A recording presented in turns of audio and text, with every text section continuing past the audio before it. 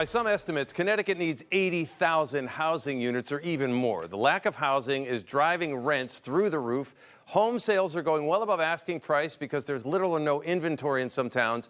Senate Bill 416 aims to make a significant dent in that. It would make it easier for developers to renovate old, empty office buildings and turn them into housing, condos and apartments and the like. Hartford is one of the cities with buildings that this description could fit. Hartford Mayor Aruna Arulampalam joins me now to talk about this bill and if it would benefit Hartford and maybe surrounding cities as well. Glad to have you back. I'm glad you're here.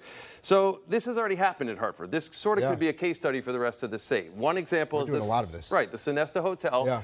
I'm very familiar with that property. I used to work next door to it. That turned into apartments there in Constitution Plaza.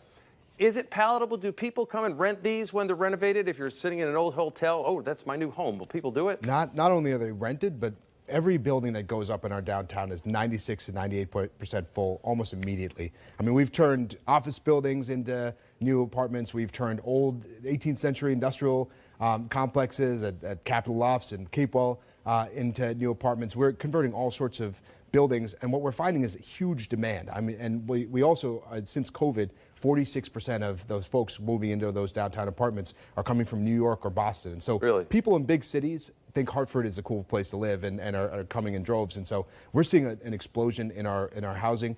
We'll continue to do some of this conversion. You know, the larger scale, the places like City Place, there's just not a lot of window space, a lot of space in the middle, the way those offices are. Right, and people aren't going to rent a dark apartment. It's hard to convert those into apartments, but if we can turn some of the buildings that are better conversions into apartments and push some of those businesses into the larger commercial office space, it helps us maintain our grand list, helps us maintain those big buildings for years to come, and also brings a lot more feet to the street in our downtown. Which is important because there's so much state property that you don't get tax revenue from, so the more tax revenue can help. So the pushback on the bill, though, is it could take control away from zoning boards. So they could say, look, a developer can come in, just knock some stuff out, and they have no say.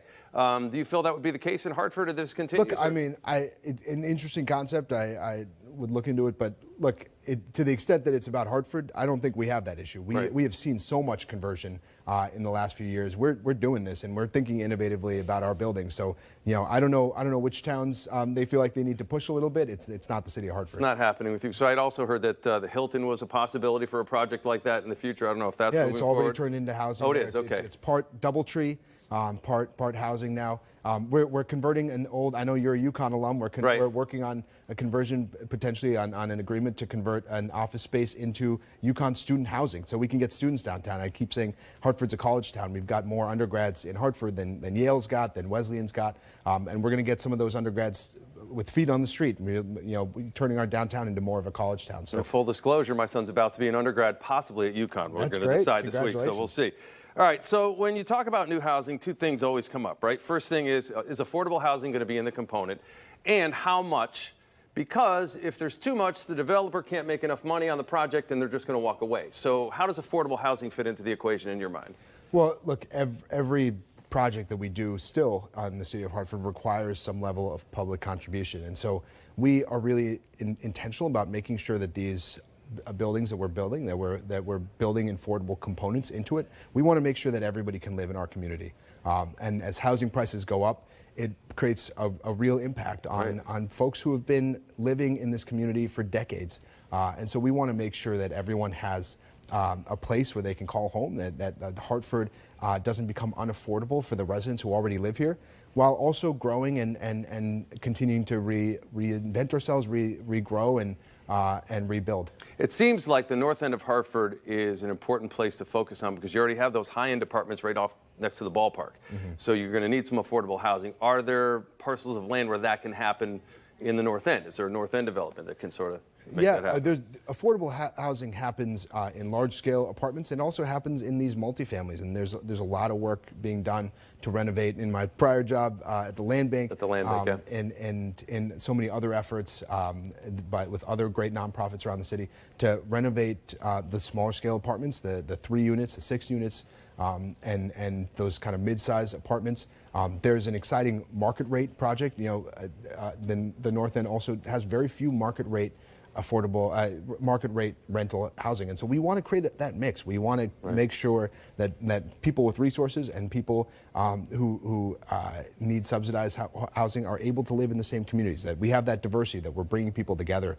Hartford is about connecting people and bringing all sorts of people together. And so we're intentional both in planning out our downtown and in the North End and in the South End and across our city, and making sure that we can bring that mix to the table. Less than a minute. The big hole in Hartford for decades already has been a grocery store. Where is something like that happening in this whole plan trying to get a housing?